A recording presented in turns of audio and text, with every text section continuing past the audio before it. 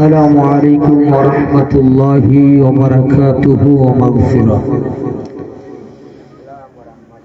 أرجي بجمالك يا رسول الله أرجي بجمالك يا حبيب الله أرجي بجمالك يا نور الله أرجي بجمالك يا رحمة للعالمين সম্মানিত আতগোড়াবাসী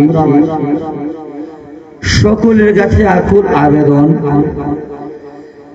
যে আজকে আতগোড়া যে জায়গার মধ্যে কোরআনুল কারীম অত্যন্ত সুন্দরভাবে কোরআনের পাখিগুলা সর্বক্ষণ তেলাওয়াত হয়, ওই তেলাওয়াতটা আপনি আমার থেকে বেশি ভালোবাসেন কবরের বাসিন্দা। সুবহানাল্লাহ। আর উচ্চ আওয়াজে কি সুবহানাল্লাহ বলা যাবে না? আর আওয়াজ দিয়ে বলে সুবহানাল্লাহ।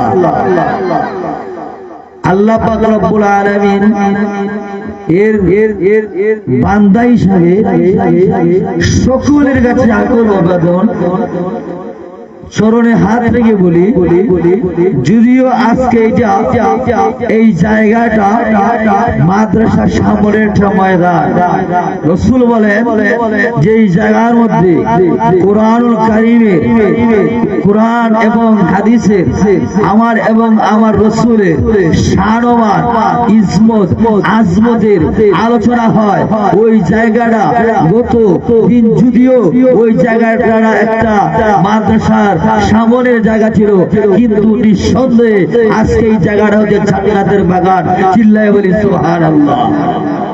আর উচ্চ আওয়াজে বলি না সুবহানাল্লাহ। সুবহানাল্লাহ হইতে কি কষ্ট হয়? আওয়াজ যাবে না সুবহানাল্লাহ। আর উচ্চ আওয়াজে বলি সুবহানাল্লাহ। যাই হোক, আল্লাহ পাক রব্বুল আলামিন সকলকে জন্য হেদায়েতের নূর আপনি আমার ভিতরে দিয়েন। আল্লাহ আল্লাহ নামের জিকির করে করে আল্লাহকে ভয় করে করে আপনি আমি যেন জান্নাতের বাগানের মধ্যে আসতে পারি, সেই তৌফিক যেন আল্লাহ দান করেন। উচ্চ আওয়াজে বলে আমিন, আর জোরে বলে আমিন।